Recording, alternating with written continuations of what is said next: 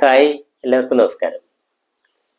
ഗർഭാവസ്ഥ മുതൽ പ്രസവം കഴിഞ്ഞിട്ടുള്ള കാര്യങ്ങളാണ് അമ്മ അറിയുവാൻ എന്ന പ്രോഗ്രാമുമായിട്ട് നമ്മൾ ഇവിടെ യൂട്യൂബിൽ ചില കാര്യങ്ങൾ, നല്ല അറിവുകൾ നൽകുന്നത്. അതിൽ വളരെ പ്രധാനപ്പെട്ട ഒന്നാണ് ഗർഭിണിയായ സ്ത്രീ കിടക്കുന്ന രീതി. ഇടതുവശം ചേർന്ന് കിടക്കണം, വലതുവശം ചേർന്ന് കിടക്കരുത്. കാരണം ഒരു ക്ലോക്ക് അതിൽ 12-ൽ നിന്ന് സൂചി 1, 2, 3 വലത്തോട്ടാ കറങ്ങുക.